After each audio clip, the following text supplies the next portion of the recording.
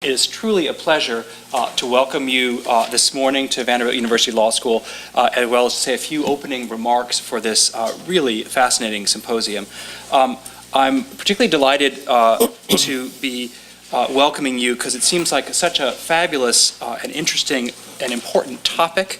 The future of the Arctic, I think, brings together a rich array of issues. At bottom, it seems to raise a question about the capacity of existing legal regimes and even existing legal categories to address the challenges for this region along a wide variety of dimensions, including the human and development rights of the peoples indigenous to the region, the management of environmental resources of the region, stewardship of the energy resources of the region, complex issues of maritime and transportation safety, the management of global fisheries, and strategic military interests. I'm also particularly delighted to welcome you because the assembled participants in this symposium were so carefully chosen and so distinguished and represent such a nice cross-section of policymakers, government officials, lawyers, and academics. Each of you, I think, brings an important piece of the puzzle and perspective on it. I know many of you have traveled far to be here, and we are truly grateful for your coming, knowing that all of you have such busy schedules, and we're honored that you're here with us today. I hope it's a valuable day with plenty of new connections for all of you and renewed connections for some of you, as well as for those of us in the law school. I also hope for those of you who imagined this symposium many months ago that you feel very, very pleased with the day that's about to transpire. And in that regard, I'd like to do a couple specific thank yous. I'd like to thank Peter Marshall for all his hard work, Megan Benton, Angelina Carmagnetti, Allison Holt, Tyler Hagenbush, Rachel Vrade, my colleague Larry Helfer, my colleague Ingrid Worth, my colleague Will Martin, of course our dedicated administrator Faye Johnson. So I hope you have a really terrific day and welcome to Vanderbilt Law School. So without further ado, the first. Well, good morning, everyone. I'm Professor Larry Helfer. I'm the Director of the International Legal Studies Program here at Vanderbilt, and I'm delighted to be moderating this first panel today on the Continental Shelf. I will keep my remarks very brief. I see my role as, after saying a few introductions, as keeping us to our timetable. We have an hour and 45 minutes for discussion or about that. And the panelists have been asked to keep their remarks to between 15 and no more than 20 minutes each. And the reason for that is to allow discussion both among the panelists and also among the audience members. It's really wonderful to have all of you here in the room on this topic, some of the leading lights on these issues, both legal scholars, scientists, UN officials, government officials, policymakers. We have a very diverse array of perspectives and deep expertise on these issues. And so I'm really grateful, and I'm looking forward to learning. I will just give you one sort of, you didn't think there could be any sort of trivia about Vanderbilt and the law of the sea, but in fact there is. Some of the students in particular won't know this. The panelists probably will. Jonathan Charney, who taught here for 30 years until his death in 2002, I believe. Among his many areas of expertise were the law of the sea and issues relating to boundary disputes. And he had a real deep knowledge of that. And so I know that I'm delighted that we can be able to continue his legacy by having this discussion today. And so without further ado, I'll just very briefly introduce your panelists. I'm not going to say much about their backgrounds. They are in your materials, so you can, I couldn't do justice to them. That would take the full hour and 45 minutes, and I don't want to do that. One note, we will be sort of changing the order just a little bit. We'll begin with Professor Nordquist, who is a senior fellow at the Center for National Security Law at UVA, among many other things. He will give us a broader overview of some of the issues. We will then turn to Vladimir Jarez, who is a senior officer with the Division for Ocean Affairs and the Law of the Sea in the Office of Legal Affairs of the UN Secretariat. He has been active in Law of the Sea negotiations and implementation issues for many years. We'll then turn next to Larry Mayer, who will give us sort of a scientific perspective on some of these issues, and also sort of how that blends with the legal. And again, he has very deep expertise in oceanography and marine geophysics issues, so I can't imagine a better person to be on this panel for these issues. And last but by no means least, John Noyes, professor at Cal Western, someone whose writings span not just the law of the sea, but also a variety of issues, including public international law generally and international dispute resolution. That's how I know of his work principally. And so he will talk about the very important issue of dispute settlement and the outer limits of the continental shelf. So without further ado, let me turn the floor over to Professor Nordquist, who will get us started on some of these issues. I confess that I think some of the developments here have been happening so recently. I'm just reading sort of the précis of his remarks. I learned 3 things I didn't know about recent developments, so I'm sure we're going to learn much more. So without further ado, Professor Nordquist.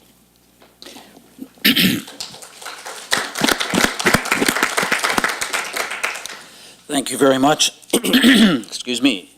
Thank you very much, Larry. John Charney was a dear friend of mine, and I have never been to Vanderbilt Law School before. I know he loved it here, and I now can understand why. John was one of the most important people in the academic world of law of the sea.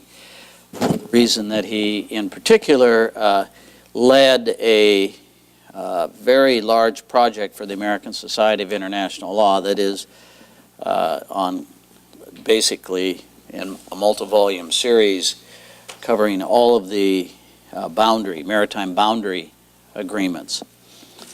That is a very important area you'll hear much more about. I think, and most people don't realize that the majority of the cases that the International Court of Justice have concerned maritime boundaries. So John performed seminal and important work, and he did it right here. So I'm especially pleased to be here and to, in a sense, kind of remember him. My comments are going to some extent, a bit of a foundation for things that follow. I'm going to take a rather pedestrian walk through what the UNCLOS continental shelf regime is about, since our panel is on that topic. I'm then going to comment on some rather far-reaching developments that have occurred in the last 6 weeks in the United States with respect to Arctic policy and even judicial decision. And then lastly, I'm going to comment on the hydrocarbon potential, why so much attention besides the unique environmental issues, why there's a lot at stake financially in the Arctic. The UN Convention, of course, now has 155 parties. It is contained in 320 articles, 9 annexes.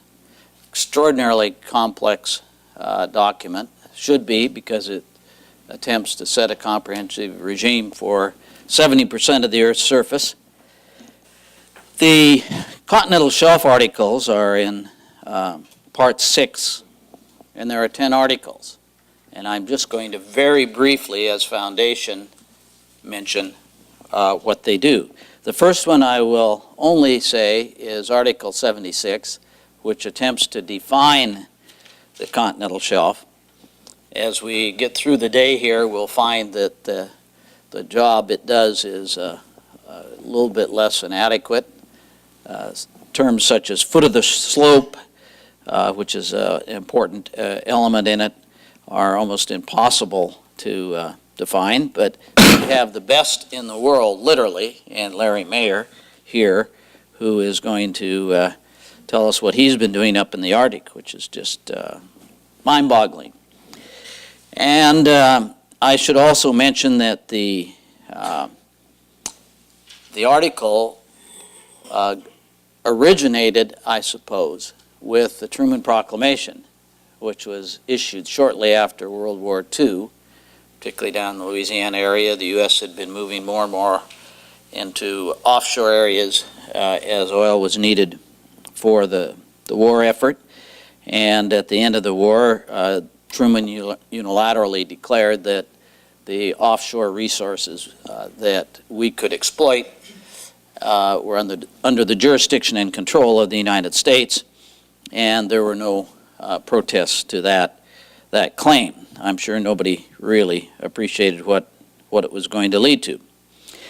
The next major development occurred, legally speaking, I suppose, when the UN got up and running and the International Law Commission set about the progressive codification of international law. And the International Law Commission, the first thing they really turned to was law of the sea, because that is, after all, the foundation for international law. And they took up continental shelf articles, which they prepared. These articles then were presented in draft form to the first conference on the law of the sea in 1958, resulting in the Convention on the Continental Shelf. The next development of the major concept of the continental shelf occurred in 1969 in the North Sea continental shelf cases, which declared the most fundamental principle pertaining to the continental shelf, and that is that the coastal state regime is out to the natural prolongation of the landmass. And most important about that concept is that you don't have to declare it, you just got it. It's parcel of the domination of the sovereign state over the land territory. This concept has somewhat gotten forgotten as the efforts have been made to go ever farther seaward.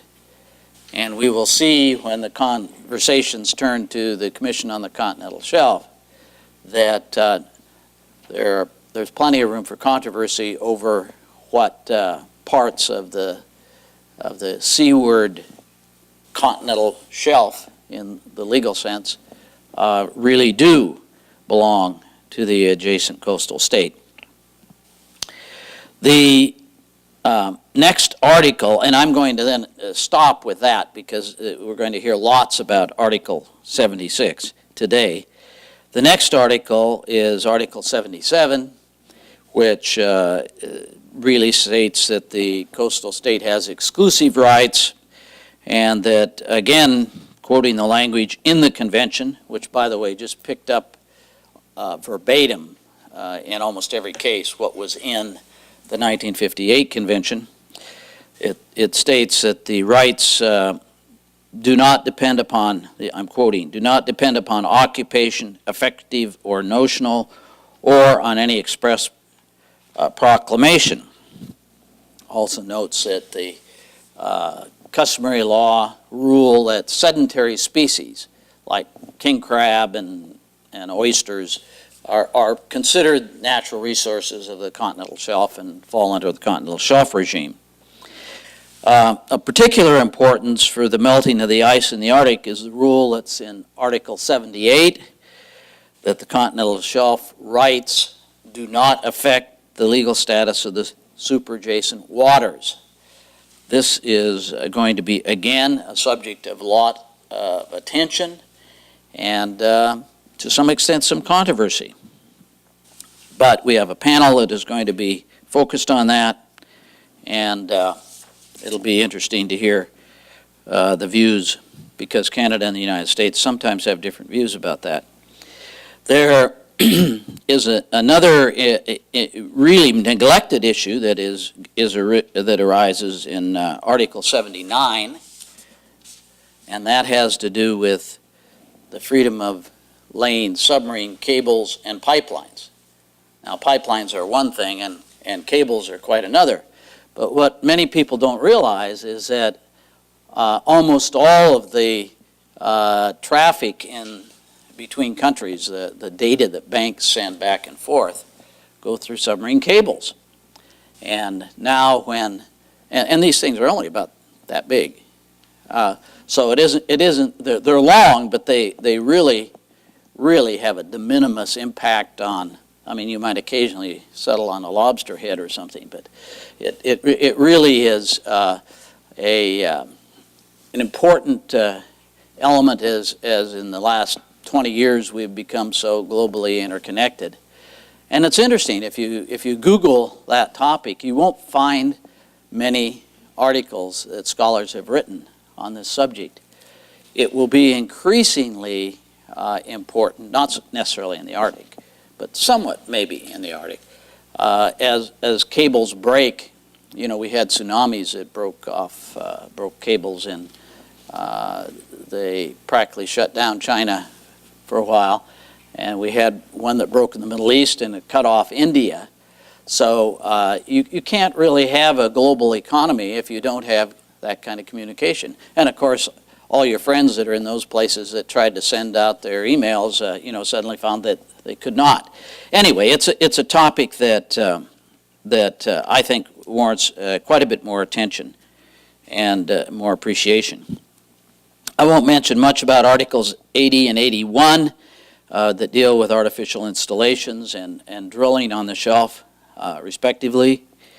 Article 82 is a unique article, and again, one that scholars ought to look at and will start to look at, because it deals with payments and contributions to the International Seabed Authority as a result of oil and gas exploitation beyond 200 nautical miles. The reason this is kind of interesting is that, of course, the International Seabed Authority has nothing to do with oil and gas exploration, but they had to get some kind of political compromise, and on the other side of every continental shelf, outer continental shelf delimitation, is the International Seabed Authority. People forget they're a party, and they have been deliberately excluded from any kind of participation in the Continental Shelf Commission deliberations, which is certainly unfair. But again, the conference was dominated by the people that thought they had something to gain, and so it remains to be seen whether it remains an exclusive province of the coastal states, and this is particularly going to arise in the Arctic. I think it's predictable that the Arctic bordering states, 5 of them, and 3 that certainly have airspace or other interests, such as Sweden, Finland, and Iceland, will not want any more outsiders. They're going to have enough trouble with each other, are having enough trouble with each other, especially with Russia. So they're going to want to keep it politically within the confines of the 1982 convention, and it is likely that they will make some compromises to be sure that that legal framework fits for their problems. The last, second to last, the issue of delimitation is touched on in Article 83 of the convention. Delimitation is basically insoluble multilaterally unless the concerned states go to the International Dispute Settlement, which John will talk about, and they aren't very eager to do that. But it is interesting that was one of the most intractable issues at the conference, and indeed the solution that was finally bought off on is classic ambiguity. What negotiators do is when they can't agree, they push until they get to something that's so ambiguous that everybody agrees. And that's what they did in the Article 83. They said that the idea is to achieve an equitable solution. So they didn't try to get into methods as they did with the outer limit business, but they simply said, got to have an equitable solution. Well, I mean, it's hard to disagree with that. So it's in the Article 83. Now, maybe it has a little more meaning than I'm giving credit to it, but we'll hear more. Article 84 is a housekeeping rule that mandates that the limits be drawn on charts or lists of coordinates, and that these be deposited with the UN. And then finally, as kind of a little afterthought, Article 85, the last of the 10 articles, deals with the tunneling and basically confirms the traditional rights for coastal states to tunnel for continental shelf resources. This is in places like Wales, where they have tunnels that go deeply, go out into the continental shelf. Okay, so I've already indicated that I think these 10 articles are going to be applied. The states with the most special interests do have an important role. It's recognized in international law. So a state that doesn't have anything but maybe a seat at the UN is not expected to have as much to say about the forming of the law that affects the states that are directly concerned. That's the way customary law has always been. I have distributed, I didn't quite have enough, I don't think, but a graphic depiction. You'll note that belongs to Larry Mayer, and at least he has to defend it now. But he tells me that it's already out of date, which is wonderful news for us, because the red is spreading. The red menace is spreading, and particularly off New Hampshire with its, 23 miles of coastline? Oh, 16, geez. Overstated it, gosh. Anyway, I now will turn to my next major topic, which I'll only touch upon lightly because it's more of the nature of an announcement and encouraging you to go look at it yourself. But in earlier not this month, but in January, President Bush on January 9th issued a directive on the subject of Arctic region policy. And I'm not going to go into the content of it except to say that it's a very comprehensive statement, and it will remain to be seen how much of it is followed in the new administration, and it certainly is noteworthy that it took so long to get it out, as pointed out by the head of the Coast Guard. But this is it does have implications for the law of the sea. For example, for those of you that are interested in environmental aspects of it, you'll see that there are subtle things that are put in there, such as the incorporation of the precautionary principle via the fish stocks agreement, which goes into the law of the sea convention, where there's no mention whatsoever of precautionary, nor was there any negotiation about it. My final, more or less final topic has to do with the hydrocarbon resource potential in the Arctic Basin. The Geological Survey last year estimated that a fifth, 20% of the world's undiscovered oil and gas reserves are in the Arctic Basin. That, by anybody's measure, it means that it's the largest unexplored potential area for offshore oil and gas. 13% of the world's undiscovered oil and 30% of its undiscovered gas are said to be out there. The Russians are overwhelmingly the biggest player. That is to say, the estimates that they have are 10 times those of the United States, which is the distant second under the estimates. My last topic has to do with the Outer Continental Shelf Lands Act. The The idea here is that the United States has a four-stage process that it follows, and making sure that development out in the offshore area is in compliance with the National Environmental Policy Act.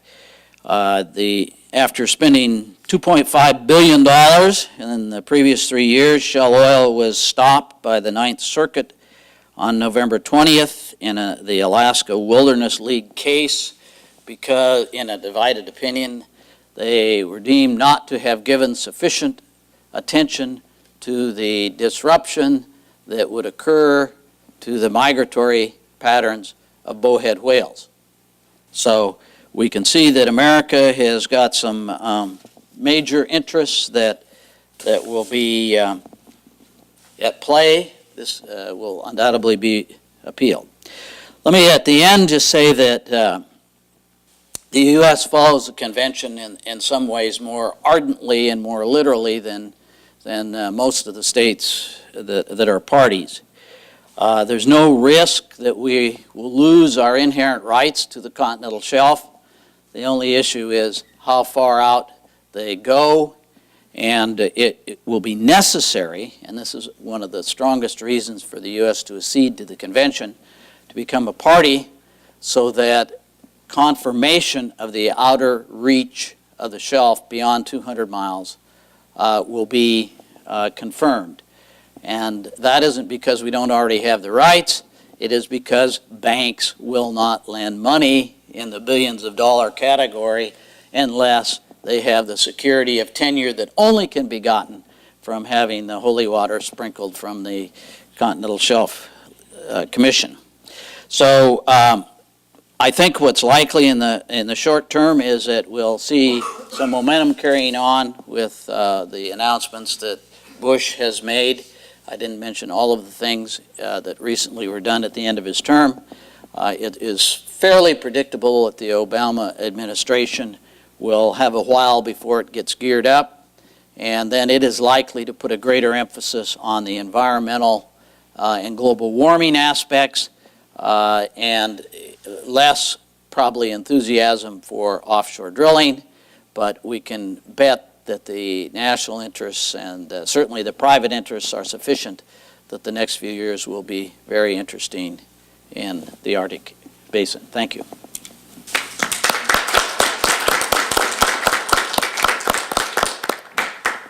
We'll next hear from Vladimir, who will speak to us about mapping, the continental shelf beyond 200 meters, the work of the Commission on the Arctic.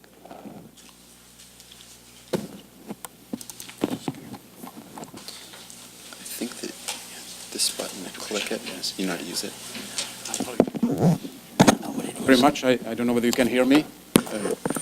I'll try to speak from this perspective because I'm some mapping and it'll be more easier for me to show it on the screen. First, I would like to express our sincere thanks and gratitude to the Vanderbilt Journal of Transnational Law and to the Vanderbilt Law School for inviting the Division for Ocean Affairs and the Law of the Sea, which is part of the Office of River Affairs of the United Nations.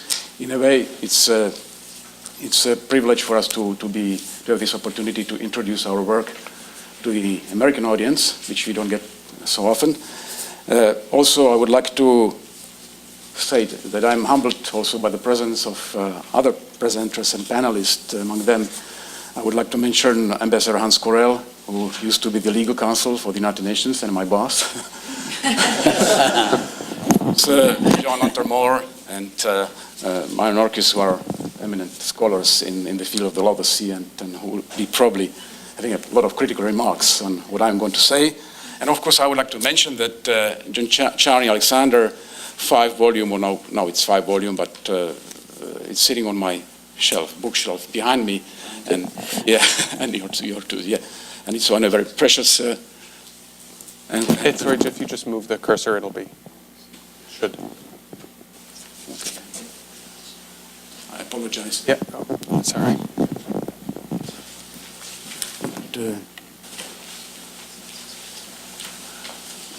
It just no, it's on there.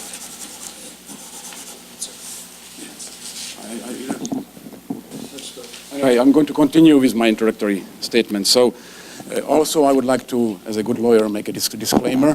Whatever I say here cannot be attributed to the United Nations. I am expressing my personal views on these matters, and that should stay at that. And also I would like to acknowledge, when this screen comes up, the contribution of my colleagues, GIS officers with our division, Robert Sandeff and Sean Stanley, who had been instrumental in providing us some kind of... Okay, losing microphone, losing... Thank you. Who have been very helpful in creating some of these images and also the design of the presentation, which hopefully will be back in a while. I would like to state at the outset that the United Nations Conventions, it was a package deal, and this is something that we have to remember. It established a legal regime governing all ocean space. The status of the convention actually is it's now higher than 155. We have 157 states parties due to the recent ratification by accession, I think, by Congo and then by Liberia, or ratification, one of them. So, including the European community. The part, of course, the package deal was so sensitive, so delicate that when in the early 90s, the Secretary General convened the consultations on Part 11 on the deep sea mining regime. They didn't dare to call it an amendment, so it became an implementation agreement. And that's an overview of my presentation. I'll just skip through that. And this is something which is very important, because the part on the continental shelf is part of this package deal, and that's a result of a very close relationship between all these elements, freedoms of the sea, and also entitlements or sovereign rights of the coastal state over the resources of the oceans. So that's something which I wanted to highlight. Now, coming to the maritime zones, just for basic understanding, what is really important here, that land governs the sea. Without a sovereignty over land territory, and without a sovereignty over the land territory here, there is no sovereignty over the territorial sea, and there is no entitlement whatsoever, sovereign rights or jurisdiction in the outer limits. And that's what we have to understand also, because we have situations when states are in dispute over the sovereignty over islands, for instance, or even land territory. Without that, it's impossible to continue this exercise for them to see. One of the very important feature is the baselines.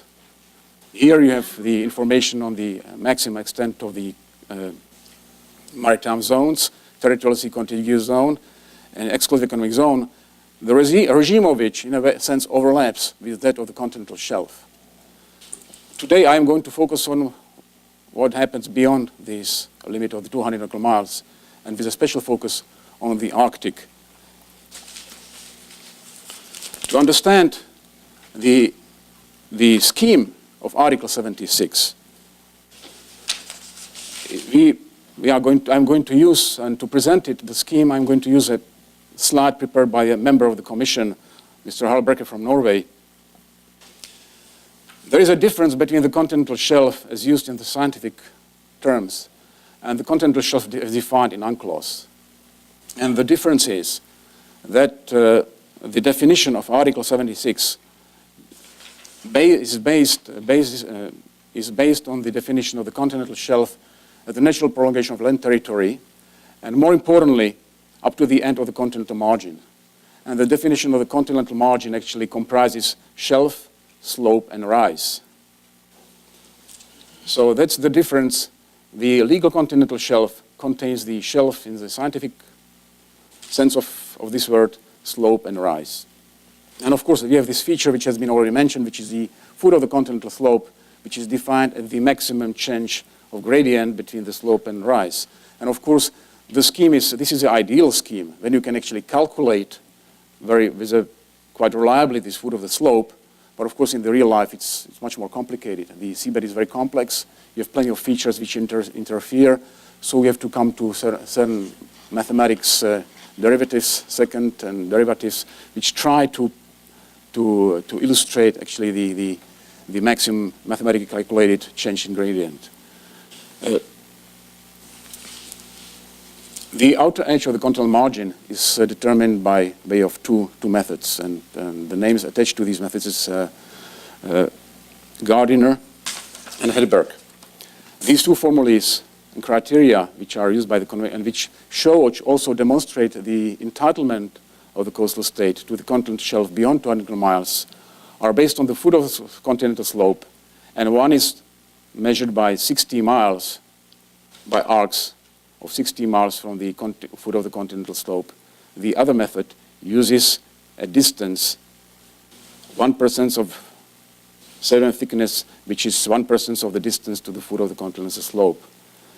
This is, of course, the most complex, a more complex method, because it requires the coastal state to spend an enormous amount of money on sounding, on exploring the sediments. And of course, part of it's done by the industry. We're looking for oil and gas, but this is closer to the shore. Here you have to go beyond 200 miles, and the expenses run into millions of dollars. Australia spent undisclosed but quite important amount of money of mapping the seabed and the sediments under the seabed and the sediment thickness. So in a way, although the drafters of the convention wanted to find some kind of independent scientific method, they've done a certain disservice, I would say, to many of the coastal states, especially developing countries, which do not have the potential. They don't have vessels. They don't have money. They don't have capacity. They don't know how to go and how to find the sediment thickness and how to calculate it and measure it, which is probably the barometer for, in many cases, many situations. This is what gives you more. In some cases, the coastal state may not reach beyond 200 miles with this criteria, but may go beyond 200 miles based on the sediment thickness. So it's just a real issue which I just wanted to highlight. Now, this is something which you'll find in the scientific and technical guidelines of the Commission. There's a scheme, and if you understand this scheme, I think that you'll be on your way to become a member of the Commission, and I think that I'll stop at that. It basically illustrates the various methods and constraints, and I should come back to the constraint slide, which was here, that actually the maximum distance could be either 350 from the baselines, and hence the importance of the baselines for the continental shelf beyond 200 miles, or other maximum line which stops actually states from going too far. These lines are to stop, not to determine the continental margin. These are to stop the state for having an excessive claim or excessive situation. This is 350 or the 2,500 meter isobars plus 100 nautical miles, and that's it. Now, this being said, I would like to stress, and this is directly relevant to the Arctic, there are not submarine ridges. Only that constraint applies. And that's something which is, as you will later see, crucial for at least one coastal state in its submission to the Commission. Now, this is what the drafters of the Convention saw in 1978. And that's a map illustrating the potential expansion of the continental shelf beyond 200 nautical miles, and this is the shaded area. And you can also compare it to the map which you have been just seen, which has been circulated. And this is what assisted them in accepting the Article 76 as it is drafted right now. It's available on our website, so I'm not going to go into details. What I would like to say that the draft of the convention also, and it wasn't an afterthought, but I was told actually it happened very fast, the drafting for Annex 2 and establishment of the commission. They created an independent body of experts. And this is the Commission on the Limit of the Continental Shelf. And that's for one reason, because the delineation of outer limits of maritime zones as calculated from the baselines, unless you have to delimit with a neighboring or opposite state, it's a unilateral act of the coastal state. You don't need anybody else for that. It can be protested and objected against, but basically it's a unilateral act. In this situation, when you go beyond the simple calculation, I'm of course exaggerating, of 200 nautical miles, the international community thought it necessary to have an independent body of experts who would verify that the criteria of the convention have been correctly applied. Hence the Commission, and then two functions. First, to consider the data and the submissions, basically, and second, under use or not used at all, this is to assist coastal states, and I think that was the issue of developing countries, assisting them in doing that. There are 21 of them, as I said. They are in their personal capacity. The affiliation with the UN is by the way of that we are providing services, of course. It's a convention body of experts. They are not representing the United Nations. They are not supposed to represent their countries and the interests of their countries, even though a number of them are actually experts for their governments. This has to be disclosed when the submission comes in, if they assisted in the preparation of the submission. And they function by the way of subcommissions. When examining the submissions of individual coastal states, they split into small groups of 7, and then they proceed with the examination. The current chairman, the current chair of the commission is Mr. Albuquerque from Brazil. But of course we have the former chair here, which is Mr. Kazmin. This was the first chairman of the commission, and Mr. Collin was introducing him into this function. And later was Peter Crocker from Ireland. So these are the 3 chairs so far of the 3 commissions yet to elections. There are 2 very important documents, and I have them here if anybody wishes to consult. They are also posted on our website. These are the rules of procedure and scientific guidelines. The rules of procedure are important because they are also setting the scheme, how the submitting state interacts with the commission. Of course, the scientific guidelines, you have seen one image from the guidelines, there are others, explain what is necessary, what the submission should contain, and how it should be presented to the commission. Now, going to the Arctic, there are 8 states which are considered Arctic states, but only 5 of them have a direct coast bordering the Arctic Ocean. What I wanted to say that you can see in many instances the references to the sectors. I would like to point out that the sectors are not maritime boundaries. Yeah. They serve a different purpose, but they shouldn't be mistaken for maritime boundaries in the Arctic. The maritime boundaries have yet to be determined in most cases. In some cases, they've been negotiated. I'll show it later. And the regime of the Arctic Ocean is, as any other body of water, subject to the regime of UNCLOS. That is clearly stated, recently agreed among the 5 coastal states in Greenland. Now, this is how it looks on Google Earth, and of course, it's probably the least controversial image. And we see the Arctic Ocean. I don't see that any ice cover, but it's probably showing it during a period with this less ice cover than normally. Now, this is how it looked to the drafted of the convention on the map. This is just a zoom in, and you can see the potential for the extended continental shelf as illustrated during the 3rd conference in the late 70s. And then you see the area calculation of the 200 nautical miles and plus potential application of various constraints and various criteria. What I would like to say that this map has been prepared in cooperation with Lament Observatory in New York State. It's a very instrumental. They also produced a very beautiful Mary Thorpe, I think was her name. She was producing a very beautiful map of the seabed. I would like really to recommend to your attention. It's one of the most beautiful maps we have ever seen of the seabed. Now, this is how it looks in the Arctic Ocean, more or less today. And this, of course, this is a map which has been roughly prepared by our GIS officer for this purpose. So, to the extent possible, it should be accurate, but not necessarily in all details. This is the negotiated line between the United States and the Soviet Union, now the Russian Federation, which is not yet in force. The Duma has not yet ratified because they consider it probably it's not in their best interest, or some deputies at least. And we have some boundaries negotiated in this area. We have also some maritime boundaries which are in place here. And then here we have the Norwegian view, how the boundaries between Norway and Russia should be, and then the Russian view in yellow. And also we have the areas, the banana hole, as they call it, and then the hole in the Barents Sea, and then this whole area in the Arctic beyond 200 nautical miles. And now this is to be, of course, this is the water column is subject to the regime of the high seas. But whatever is underneath has yet to be determined, and it'll take time.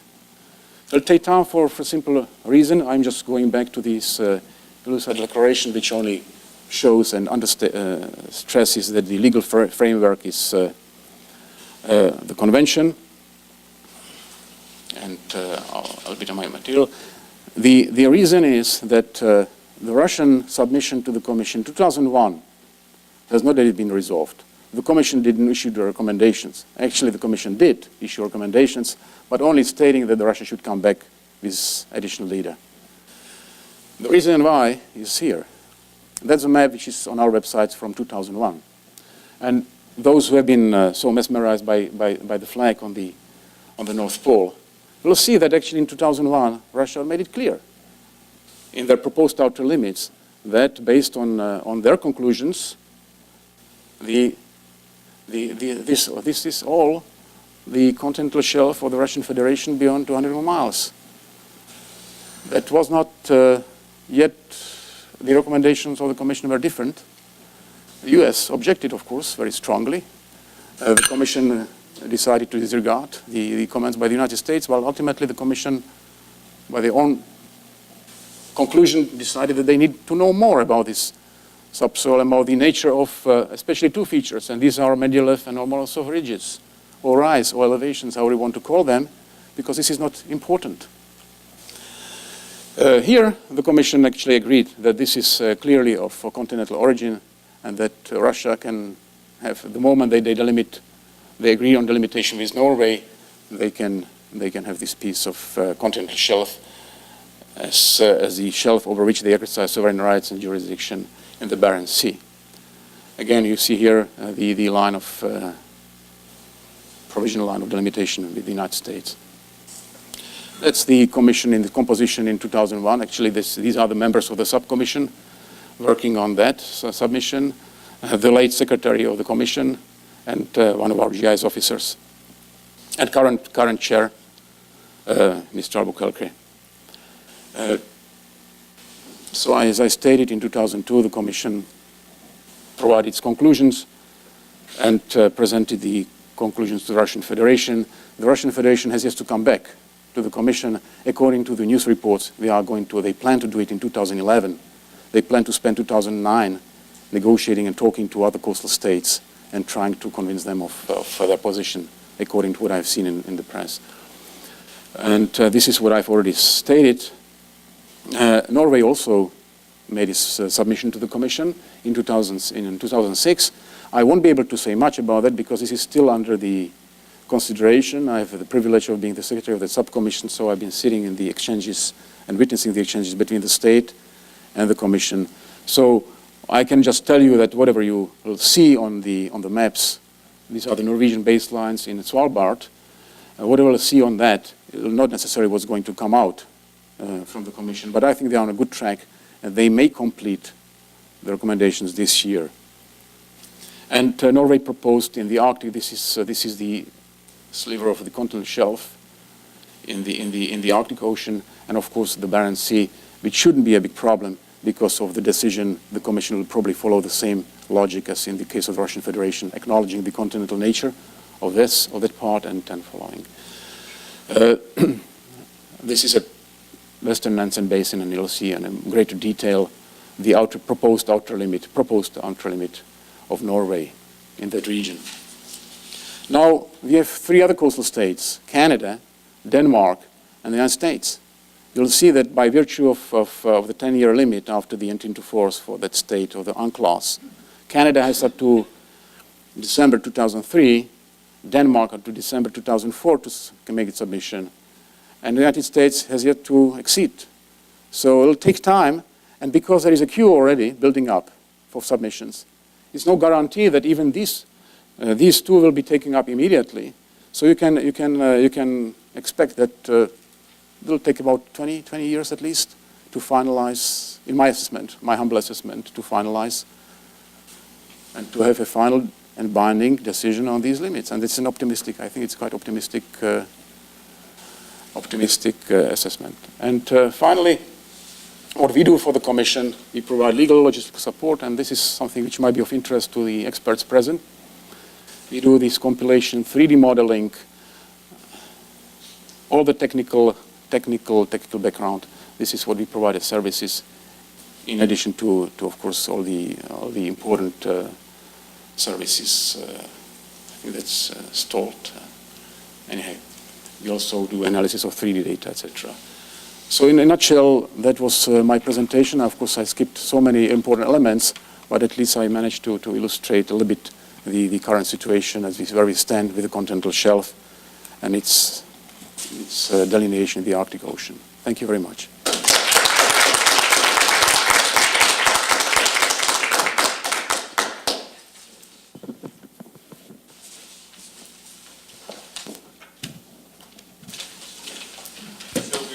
Hear from Professor Mayer.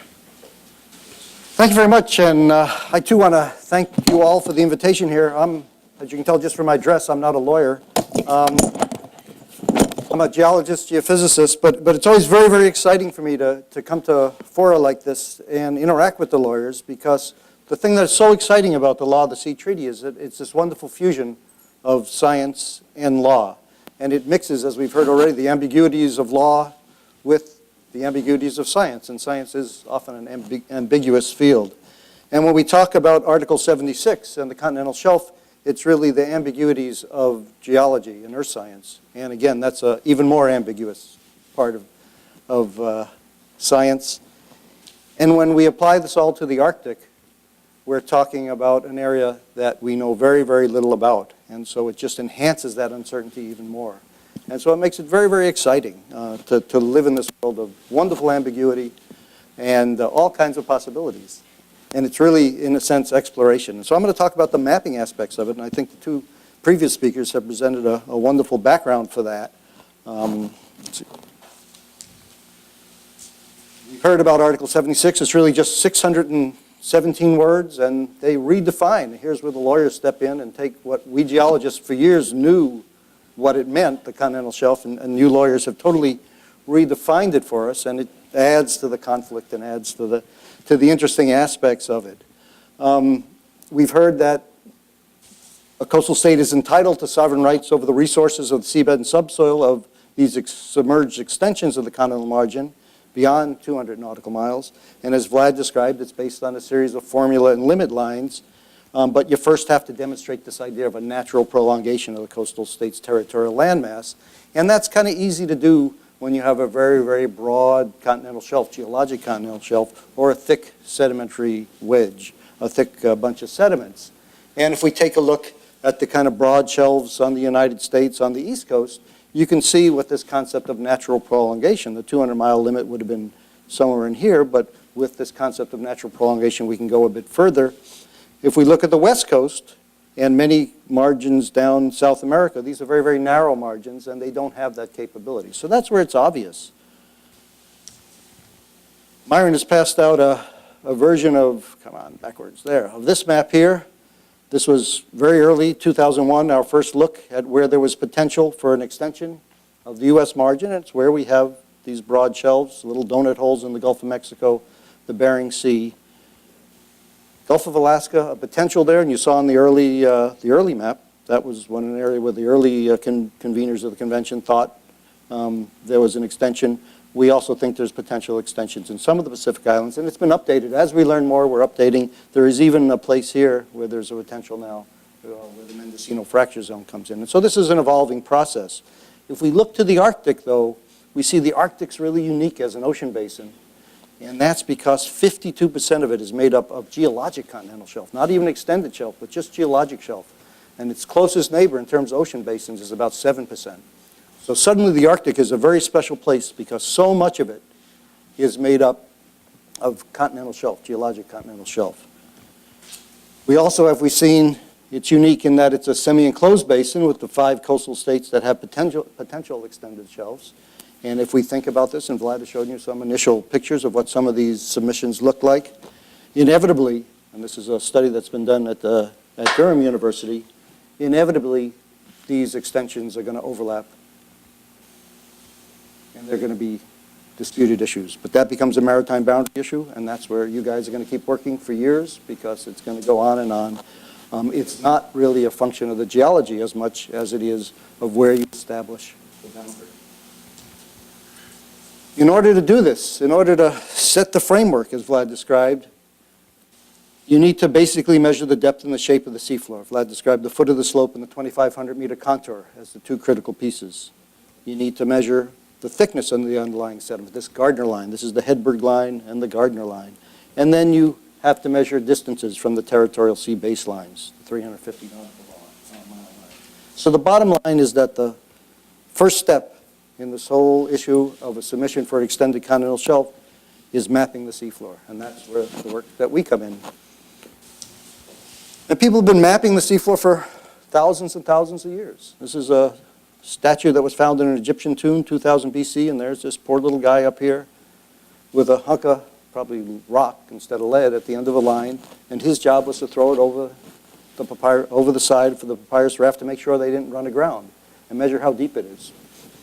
A lead line. The next picture I was able to find was something like 3,400 years later, wood carving from the Thames River, and there they are again, measuring the depth of the ocean with a hunk of lead at the end of the rope. So 3,400 years. There was really no change in the technology to measure how deep the oceans were, just this lead at the end of a rope.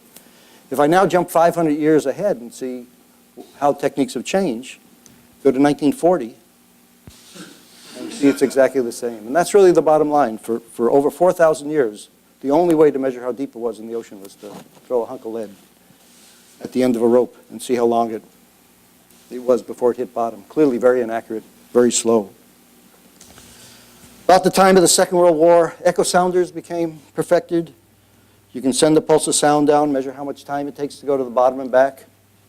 If you know how fast sound travels in the water, you can measure how deep it is. Much, much quicker. But that sound actually travels in a big, big cone on the seafloor, and so you insonify a very large area, something like the water depth. So 3,000 meters of water, that circle's 3,000 meters wide, and you don't know where that depth came from in that circle. You just get one depth. And what we can do is put together a kind of a nice two-dimensional picture of what the ocean depth looks like that, but it's really very sparse lines separated by large distances. And from that combination of those lead lines and these single beam echo sounders, we put together the kind of standard navigational charts we see. For those of you who are sailors, that's what you sail on. People have gone and selected shoal soundings and used their imagination to draw lines. We call them contours on here. And in the deep sea version of this, we put together what we call bathymetric charts coming out of where I used to live in San Diego. All the ship tracks coming out, each one of them with one of those echo sounders, and somebody uses their imagination, connects the dots, and draws these contours. And that's the kind of depiction we had of the seafloor up until just a few years ago. And I'll jump to the new technology in a minute.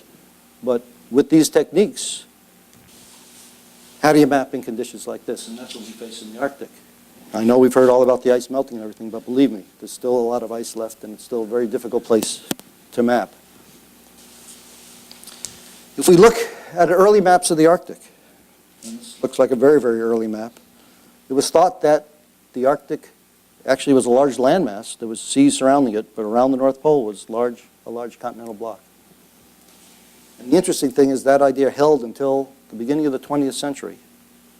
And it took Friedrich Nansen and his remarkable experiment of a drift of the Fram locking in the ice. In that drift, he made 8 lead line soundings. That's what he was able to do over 3 years. 8 measurements of depth. And talk about a brilliant fellow. From those 8 measurements of depth, and you can see him here, here, here, he drew this map, published in 1907, that showed a deep ocean basin. I have no idea how he extrapolated, but he was a lot closer to right than the previous maps. So that was the picture in 1907. Since that time, There have been ice islands. The Russians led with a number of ice islands. The Americans had an ice island that floated around for 13 years. People lived on those ice islands. They dug holes. They would put an echo sounder in the hole, and it would very slowly float around, and one at a time, depth measurements made. You can send planes and helicopters. Again, you have to stop, dig a hole in the ice, make a single measurement. And from that accumulation of individual measurements, about 60,000 of them, that's all there were over many years, in the late 60s and 70s, the Canadian Hydrographic Service and an organization called JEBCO put together the first very, very blurry, and that's intentionally blurry because they didn't know very well what was going on, pictures of what we thought was going on in the Arctic basins. And this is about the time that the convention was being developed. So this was their picture of the Arctic basin at that time. At the same time, there were submarines transiting under the ice quite a bit. They would occasionally turn on their echo sounders and collect data. It took a number of years and a lot of people working very hard to do it, but that data started to be declassified, and the submarine tracks from 1983 to 1988 were released. And that added a lot to the database, although, as I'll point out, it's actually quite inaccurate data. The submarines really didn't know where they were. They don't navigate. They don't come to the surface. They have an inertial navigation system that drifts, and they can be many miles off. But from that collection of data, an organization called the International Bathymetric Chart of the Arctic Ocean, IBCAO, created this compilation in 1999. And it was done from a student actually at the University of Stockholm who then came to our university as a postdoc and researcher, Martin Jacobson, who really was the major compiler of this. And he made a beautiful looking map. But just because it looks beautiful doesn't mean it's right. He's truly an artist. We talk about Marie Tharp. In that same tradition, it's really beautiful, but it's based still, this map's still based only about on 100,000 measurements total over an area the size of the Arctic Ocean. As I said, we were stuck with lead line measurements and single beam sonar measurements, or echo sounder measurements, until just a few years ago. And then a new technique came along, and that technique was called multi-beam echo sounders. And instead of putting just a single ping of sound that would go over a big circle, this would put a wide fan of sound with many beams, each one with very high resolution across a wide swath. And suddenly, the way we can collect information about the seafloor changed radically. We went from this kind of sparse single lines here, I'll block people over here for a while, to suddenly multiple measurements of very, very high resolution. And this really changed our whole perspective of the seafloor. We went from a map that looked like that to now being able to create a picture like that. And that's the harbor of Portsmouth. That's the Portsmouth Harbor where I live. And in the deep sea version, we went from our picture of what Southern California looked like, the offshore of Southern California like that, to one like that. As it says, new perspectives provide new insights. It's just a whole new revolution in terms of the way we can look at the seafloor. Despite the fact that the U.S. hasn't acceded to the treaty, there has been interest for a long time. As I said, we've followed most of the rules, and the U.S. has been interested in collecting the data necessary. And in 2001, our lab was asked to do a study of where new data may need to be collected. And what we really concluded is that everywhere except for the Arctic, the U.S. actually had enough data in its existing database to make a submission. These new sonars weren't even developed when the Commission wrote the rules. They don't require that kind of new data. But we also argued that if we could collect this new data, not only would we do wonderful things about our understanding of the Earth and the oceans, but we actually couldn't optimize any submission that we make because we can see all the detail. We'd have an unambiguous picture of what the seafloor looked like. And the government bought that, and so since 2003, we've been mapping in all these different areas, also in the Western Pacific, over 1 million square kilometers of seafloor mapped. And in each case, this difference between the early depiction of the seafloor and what we see now has been remarkable. Here's the Beringian margin in the Bering Sea. That's the best picture we had before we went and mapped there in 2003. And that's what it looks like for real. And you can see from this concept of natural prolongation and promontories how it's so different that we would have to put a foot of the slope, if we can define one, somewhere in here. But now we can carry that out much further. And there is an aspect of the treaty that says you can connect points by 60 nautical mile straight line segments, which means you can connect. It gives give you a tremendous advantage. And that was our logic in trying to collect this full coverage, multi-beam echo sounded data. The Atlantic, where we think we know the area very well, we thought we did, that's what it looked like before. That's what it looks like now. Again, a whole new world of processes for those of us who want to understand the Earth. Just this amazing look at what the seafloor processes are looking like. And so then we try to apply that to the Arctic. And we're very fortunate in the U.S. to have an icebreaker, the Healy, and this icebreaker has one of these multi-beam echo sound designs. Not the best one in the world, but it has one at least. But we didn't know if we can actually do this together. Can you combine breaking ice, which is a very noisy process, just the act of breaking ice is noisy, with trying to listen to sound go there and back. It doesn't like external noise.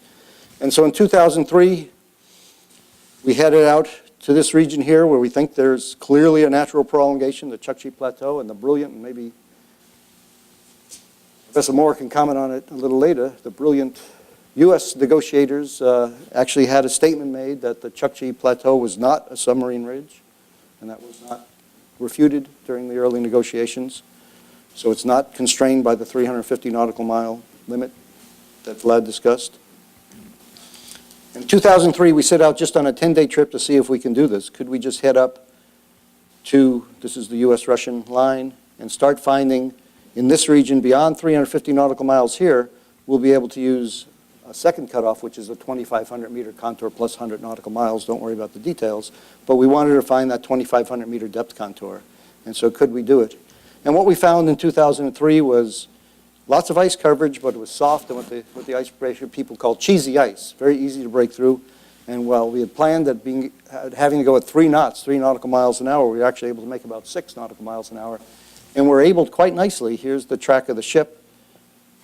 The white line is the 2,500 meter contour. So we found we were able in real time to drive along and follow this depth contour, which is a critical component of the limit line.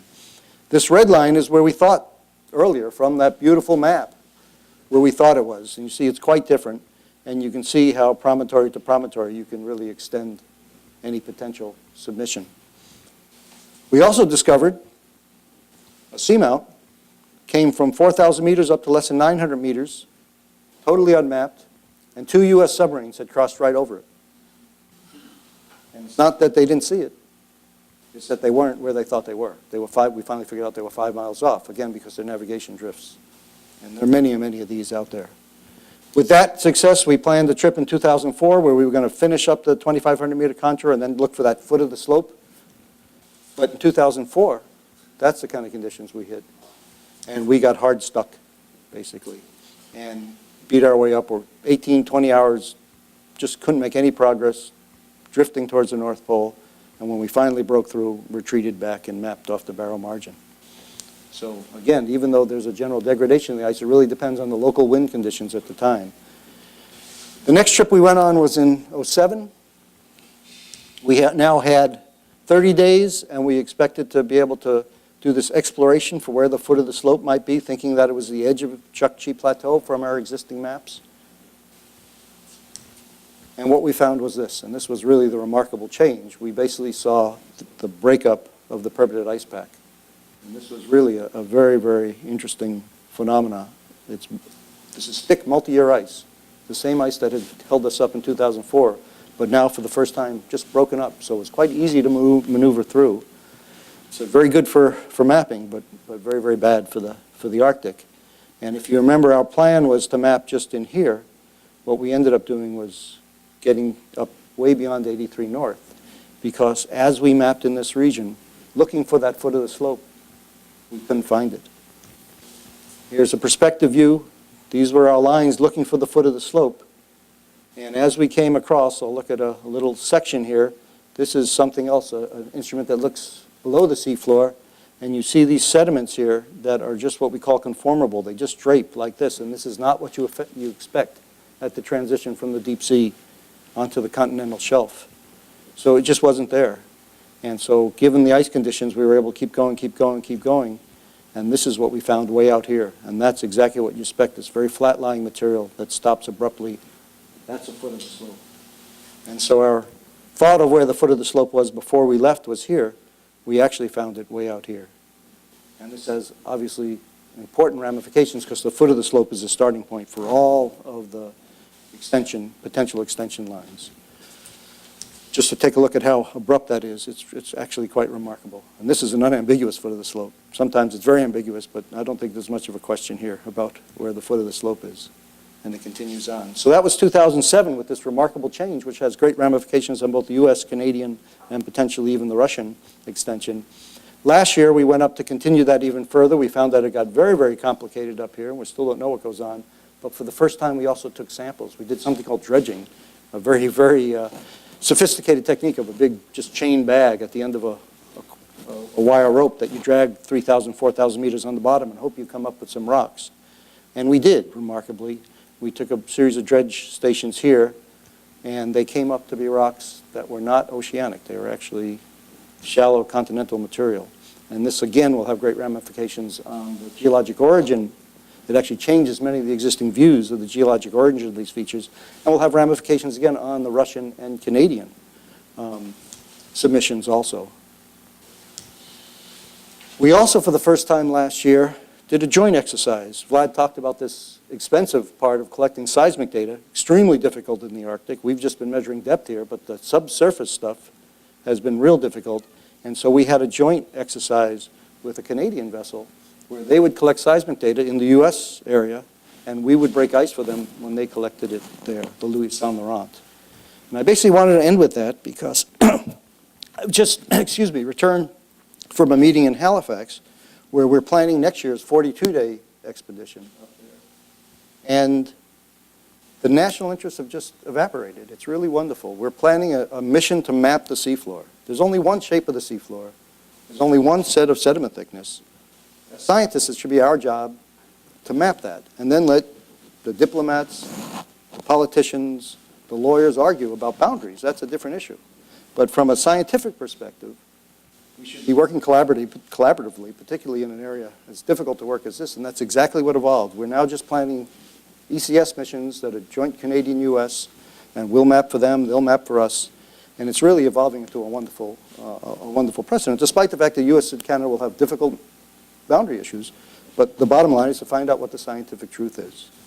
And so the tradition usually is to end with a sunset picture on an oceanographic trip, a cruise. This is actually a sunrise and sunset picture. There was a sun rising and setting. It was just all in a matter of minutes. So let me end there, and I have a whole bunch of 3D flying stuff that we could do, but I'll just show you that at the end, just to give you an idea of these margins. You see how broad the margins are. But when we come up to the Arctic, it's overwhelming in terms of the shelf distribution here. It's unlike any other ocean basin. And you see the nations without broad margins, particularly in the Western Pacific, have a much, much more difficult case, the island nations in particular. And later, we have that high-resolution map of the Arctic that we can come back up and explore very quickly. So thank you.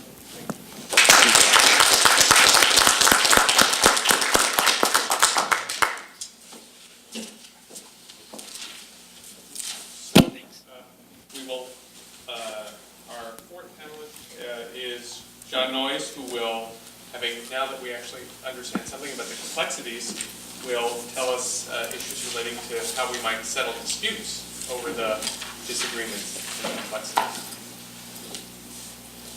Oh, don't show that. Don't show Yeah, I that. was going to say, no, don't show the little scribblings at the bottom. That won't show up. That's great. Okay. Yeah. You know, my cryptic little notes at the bottom. Well, thank you to Vanderbilt and the Transnational Law Journal. I must say the organization has been terrific. I'm not sure I've ever been to a conference where anybody was more organized than Peter Marshall or more diligent about keeping in touch. We appreciate that very much. As Vladimir mentioned, there are established treaty rules and procedures involving this commission on the limits of the continental shelf to set the limits of the shelf where it extends beyond 200 miles. The system for setting these limits in the Arctic is really no different from the system for setting the limits elsewhere. And I think that's an important point about the Arctic. A lot of the law of the sea rules that apply there, including the dispute settlement rules, are really the same as apply to any other part of the oceans. This is an overview of my topic. I actually became interested in this through my work as the U.S. member of the International Law Association's Committee on Legal Issues of the Outer Continental Shelf, which has issued a couple of extensive reports. Most of those reports examined in detail the wording of Article 76, but dispute settlement was something we looked at very briefly.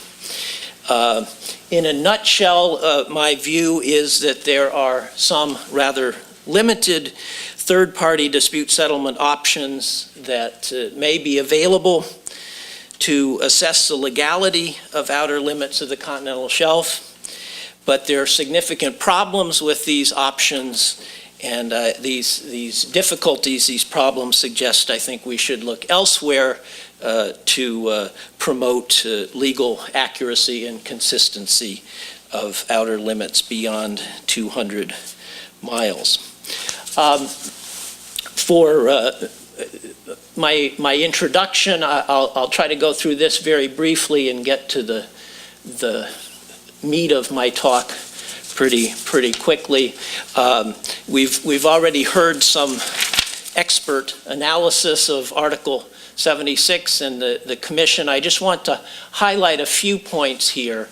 As Myron mentioned, there's really a fundamental distinction between entitlement to the continental shelf, which is guaranteed, and setting the outer limit of the continental shelf, which is my concern. The CLCS has this so-called watchdog role in terms of providing recommendations concerning the outer limit. That does not substitute for the right of each coastal state to actually set the outer limit. The Commission does not actually set the limit. It offers recommendations. This point hasn't been mentioned. Vladimir mentioned the official roles of the Commission. I think there's an inevitable associated role. And that is that the Commission, in order to carry out its functions, has to interpret and apply the law of the sea convention. And broadly, one of my concerns is, well, what helps to assure that the Commission does so accurately and consistently.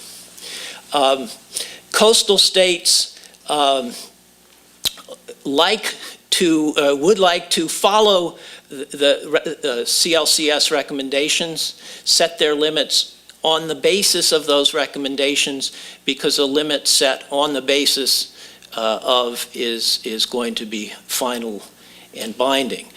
States may disagree. We have a disagreement involving Russia in the Arctic, and the convention talks about a resubmission to the CLCS if there's a disagreement. The next two slides, I confess, in light of Larry's presentation, I'm embarrassed about. They're not mine, but they are based on some work by Ron McNabb, and Ron, I think, would admit that A, these maps were provisional, and B, I think the data that he used came from about 2001, before these later expeditions. But I issue them, I show them to highlight the potential for disputes. This dotted line is a 200-mile limit. These dark shaded areas were Ron's view, published in a book. You'll notice the expert company here by Myron and John. These dark areas are the areas that would be outside the continental shelf limits if we followed Russia's view. if we followed what Ron thought was likely the view of the CLCS when it acted in 2002, we see much more extensive areas that would be outside the limits of the continental shelf. My last point in introduction, I think these points have really implicitly been made, but you might subtitle this slide, "Who cares?" I mean, who cares where the outer limits of the continental shelf is? We think, oh, I'm sorry, I'm not to my who cares slide yet. This is just to emphasize that when we're talking about limits, I'm concerned with the outer limit, the boundary between a coastal state's continental shelf and the community seabed, if you will, out beyond. I'm not concerned with limits or delimitation of boundaries between, in the case of the Arctic, adjacent states.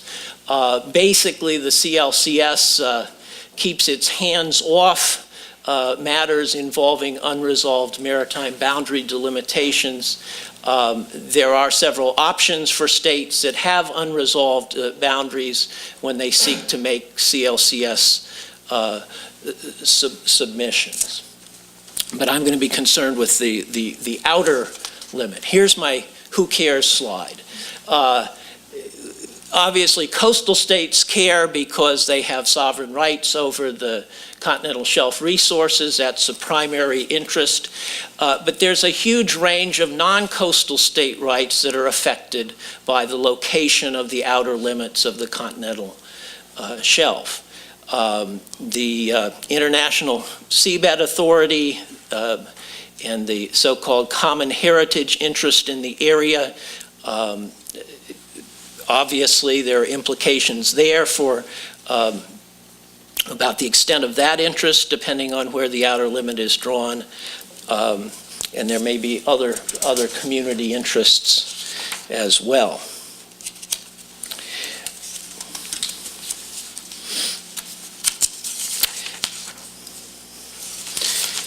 Here's my take on third-party tribunals and the continental shelf, the outer limits of the continental shelf. My view is that tribunals can help to promote legal accuracy and other what I've called rule of law values. The Law of the Sea Convention, in fact, does provide some possible role for third-party tribunals in addressing outer limit cases. But there are several factors that would constrain these tribunals if they were ever faced with a case, and we should focus on other ways not involving tribunals to promote rule of law values. When I talk about legal accuracy, the question with respect to a coastal state is pretty straightforward. Does a coastal state comply with Law of the Sea Convention rules, both procedural and substantive, with respect to the outer limit of the continental shelf? This question is, in a sense, a subset of this question.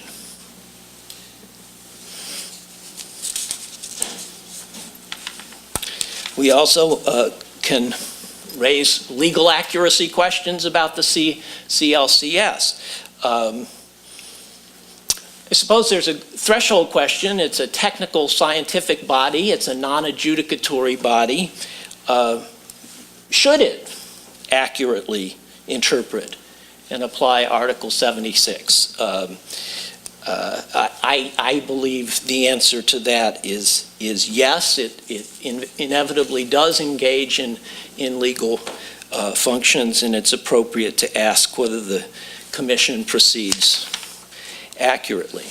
I'm going to focus on just the legal accuracy component. There are other values that I put under the heading of rule of law values that are different from accuracy. This one sometimes gets confused with legal accuracy, but they're clearly different.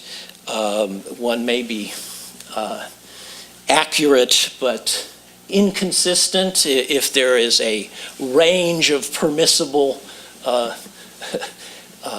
views that could be legally accurate. One may be perfectly consistent, but also inaccurate. So, legal accuracy is a concern with respect to the actions of coastal states, with respect to the actions of the CLCS. I think it's also a concern with respect to the actions of tribunals. We have in the Law of the Sea Law of the Sea Convention a comprehensive system of dispute settlement involving roles for third-party tribunals that have obligatory jurisdiction. We evaluate these tribunals themselves, I think, in terms of rule of law values. Is it properly interpreting the scope of its own jurisdiction, properly interpreting legal rules?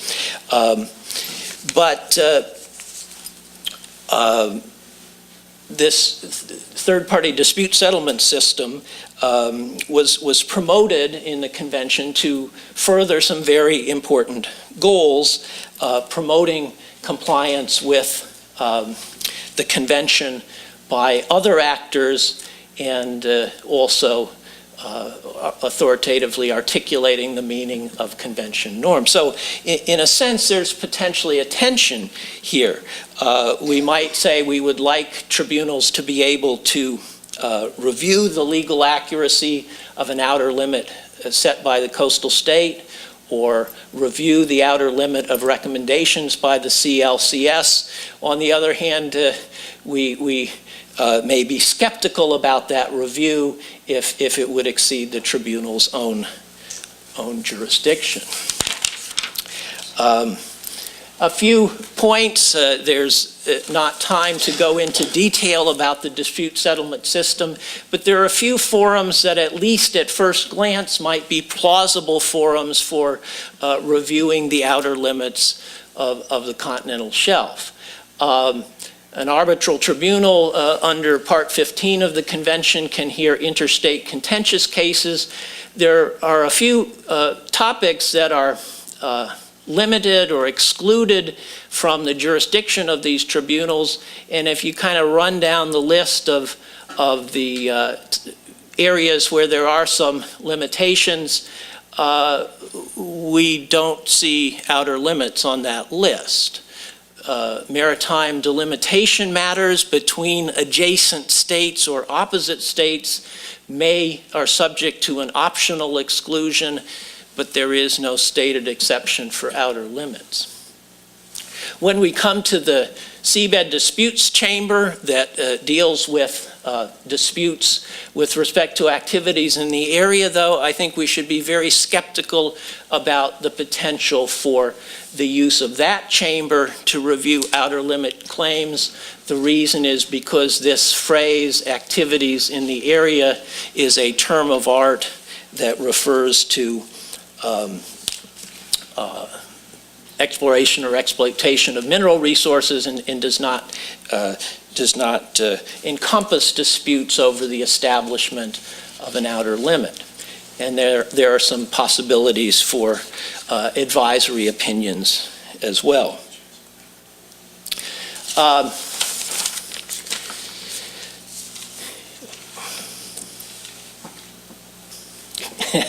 Can we decipher this? This was my effort to make sense of different dispute settlement options. My analysis depends on some parsing of treaty text, and my conclusions, I should note, are the subject of some debate by folks who have looked at this. But still, if we look at who might bring a claim against whom with respect to what types of issues, a few things do become clear. There is no role for the CLCS in this dispute settlement process.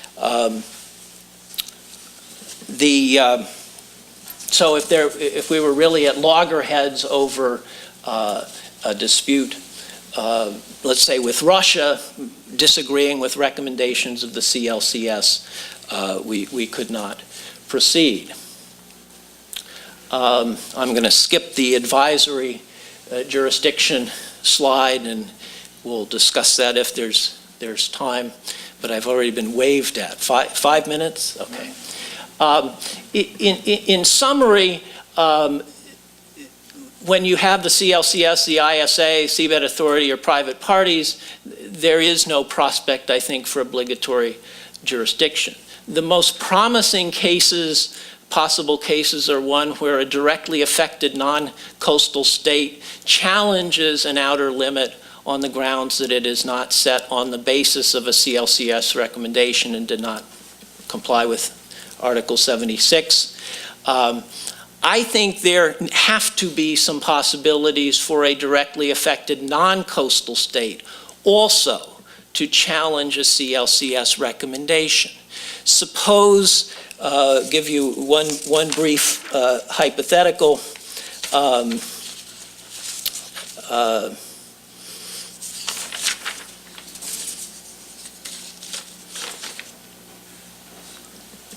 Suppose the CLCS recommends an outer limit that is inside a coastal state's 350-mile cutoff according to that state's version of its straight baselines.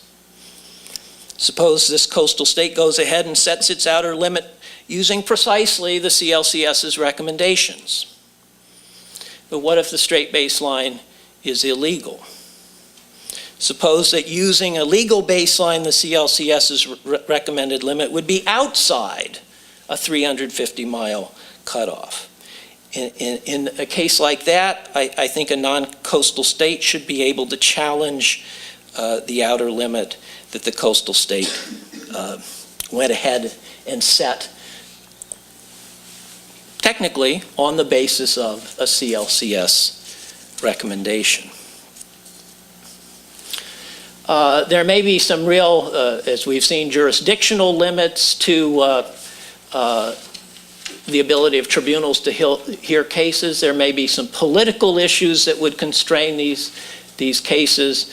I think as well there are what I've called practical or judicial competence limits involving the ability of a tribunal to assess or reassess the complex sort of data that's really an application of facts to law. So what are the alternatives that could promote legal accuracy and other rule of law values?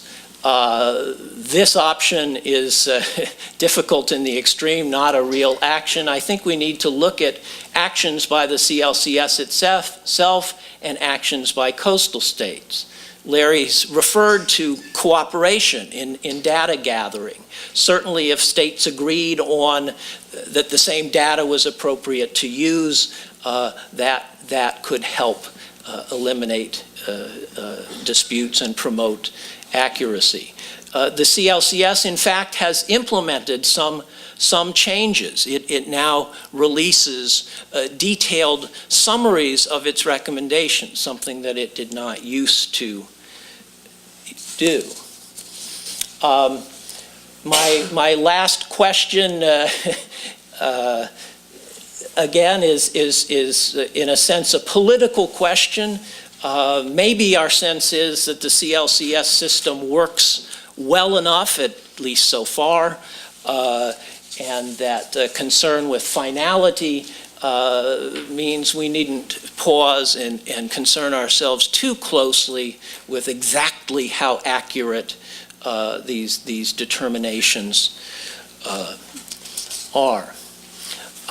In conclusion, I would say third-party dispute settlement is a valuable option for promoting this legal accuracy. The Law of the Sea Convention does allow some third-party review.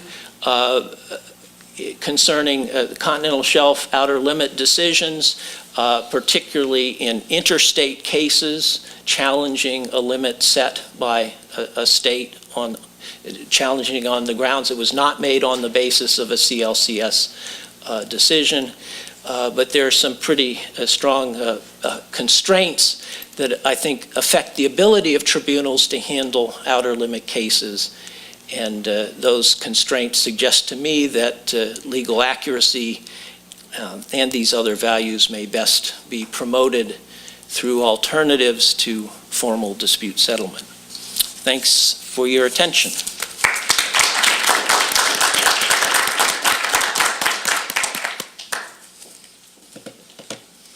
So we have about 10 minutes or so for questions. So I'd invite the panelists to come back up so that we can have a bit of a discussion, which will obviously continue throughout the day. And I thought this was fascinating on many levels, and I have lots of questions, but I'm going to only ask one and take the prerogative of the chair to do that as the panelists are coming back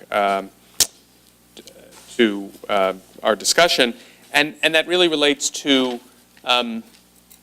well, one observation and then one question. The observation is, it strikes me, and please correct me if I'm wrong, so it's a sort of a general question, that notwithstanding, John, your statement, I think was very good to bring in the sort of community interests and third-party interests, but what really seems to be driving the process in the Arctic is conflicts between coastal states over the division of the spoils, if you put it to put it crudely, rather than the sort of exercise of determining what's territorial, what's controlled by one country versus the commons. And in the law of the sea negotiations, my impression is that issues with respect to the commons figured much more formally. And I was struck by one of your maps where you said, okay, this is what Russia says, assuming that's sort of an aggressive claim, and this is what's outside, of the outer continental shelf if a different version is adopted. And I'm sure that's an awful lot of, sea and continental shelf there, but it was not an enormous difference relative to the Arctic as a whole, which just highlighted for me in part what the dynamics were. But my question that I invite any of the panelists to consider really relates to the status of the U.S. as a non-party and how important ratification of the law of the sea treaty is on this specific question. And so we started out with a discussion, a point that Professor Nordquist raised, that the U.S. has followed the treaty extremely closely, sometimes more closely than some of the parties, and that certainly has some historical precedent in terms of, as a statement of what the U.S. practice has been. But here we have a mechanism, the Commission, that seems to have particular relevance for parties or particular rights and perhaps obligations for parties. And I'm wondering whether the U.S. can stay as a non-party and still get the benefits of that. So I'll throw that out and so to see what the panelists' reaction to there, and then I'm happy to take other questions. John, do you want to get us started? I'll take a first swipe at this. The rules about submissions to the CLCS are different from most of the rules in the convention because they refer to the possibility of submissions by coastal states, not by state parties. So this question of whether non-parties can take advantage of the CLCS process is a real and live question. There's a legal controversy. What mechanism is available to address that? One of the mechanisms I highlighted on the screen, in fact, has been used with respect to that question. There was an opinion sought from the UN Legal Council by the Commission.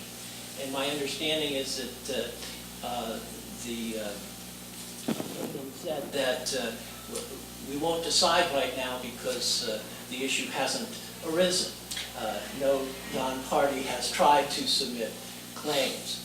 My personal view is that the far better reading of the convention is that this mechanism is open only to state parties. And that's one of the reasons why I think it is important for the U.S. to participate as a party to the convention. Any other? Yeah, please.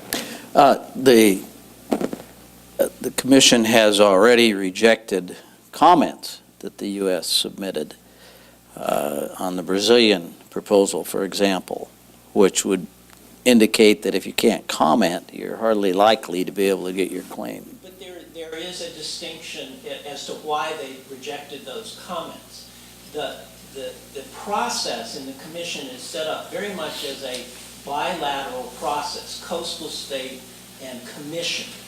And there is a recognition that states with maritime boundary disputes may comment on those disputes. So when the U.S. was trying to raise concerns with the Brazilian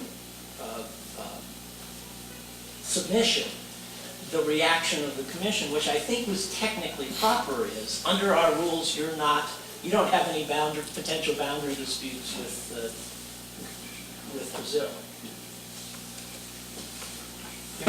That's perhaps something I can even confirm, that the Commission is concerned about, and was always concerned about, status and independence. It's a group of independent experts, and then I think that in the Commission, at least it was my perception, was a strong feeling that at least as far as the scientific opinions are concerned, they should be acting in their personal capacity and not to be influenced by any government views on that remark.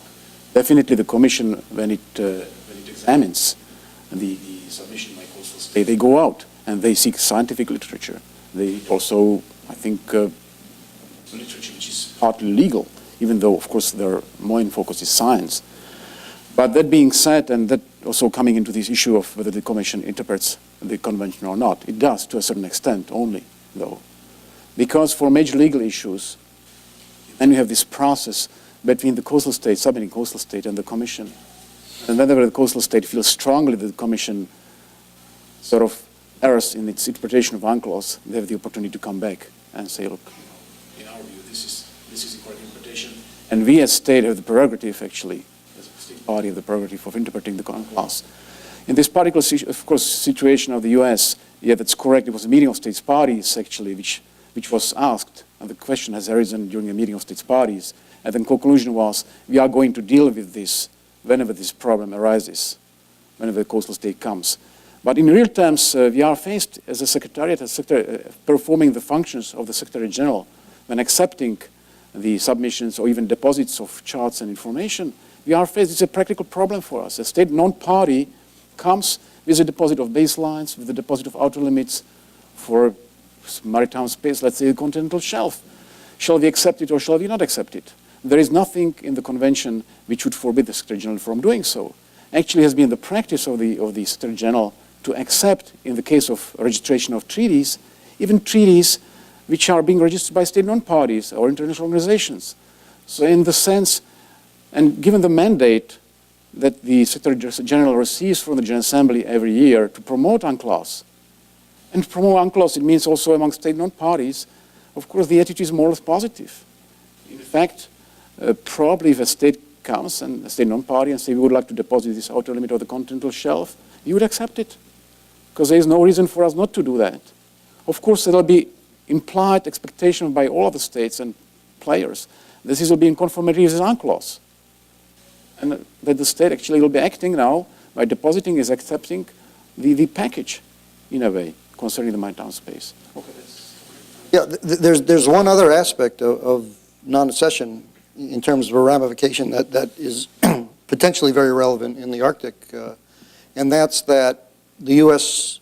is certainly excluded from having representation on the CLCS, and in that sense is not a party to the process by which the adjudication, or that's probably the wrong word, the non-adjudication takes place. Briefly, John, because I want to get at least one question from the audience before we break, but if you want to. Well, just to highlight Larry's point, I think this is important. I mean, I get concerned about the extent of confidentiality, non-transparency in the Commission.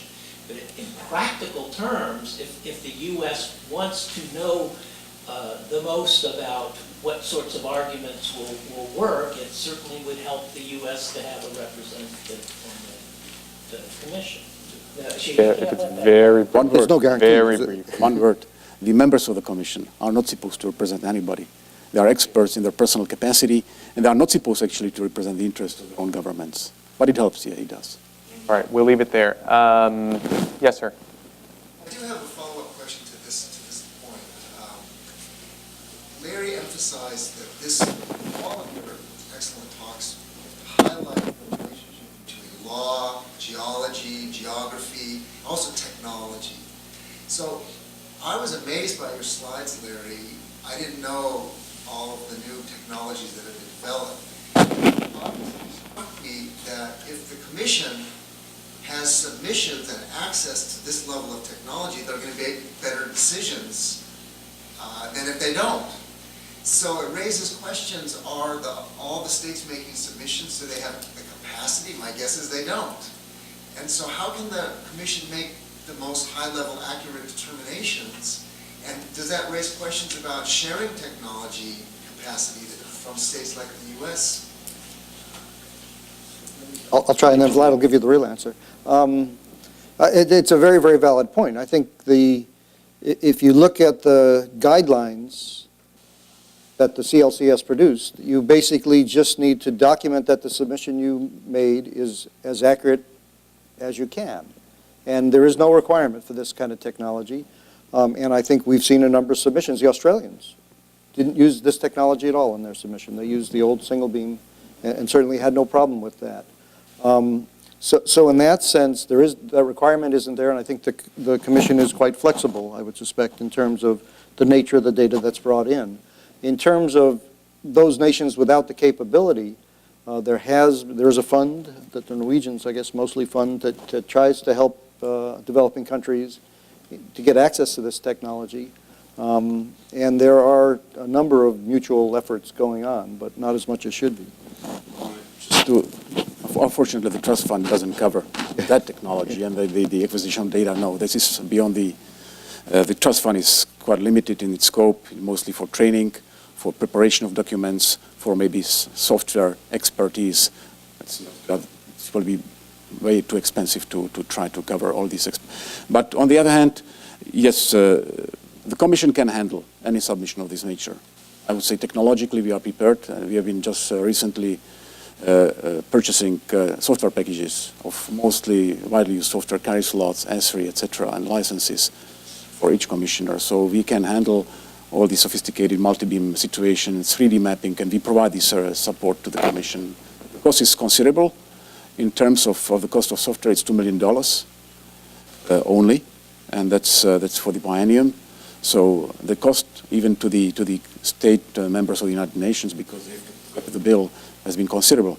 But on the other hand, you have interest of major coastal states in the Commission having the best of capacities to accurately verify the proposed outer limit. It doesn't have to be that much sophisticated. For states who have really no capacity to do that, there is no possibility to file preliminary information just to meet the deadline, which for most states is now 2009, this May, 12th of May, and then come later with the due submission. So there is now a kind of breathing space, especially for states which cannot rely on more data which is in public domain, like ETOPO 2, for instance. But also it's possible to make submission on that basis. Of course, it's more likely that it's going to come back because of the request for more data in some situations, especially for sediment thickness. And I think we've seen a number of situations where large countries with the capability have done surveys for developing countries because the incremental cost, if a French vessel is in the South Pacific, the incremental cost for 1 or 2 days of survey is tens of thousands of dollars, not millions of dollars. They don't have to buy the equipment, it's just an incremental cost. The U.S. did that with Bangladesh. 1 day survey to survey $25,000. So. Well, we're over time already. I know many other interesting questions, and I invite you to join me in thanking the panelists, and then also we have coffee out in where you had breakfast this morning, and we're going to reconvene right at 11. So again, thank you very much. It was fascinating.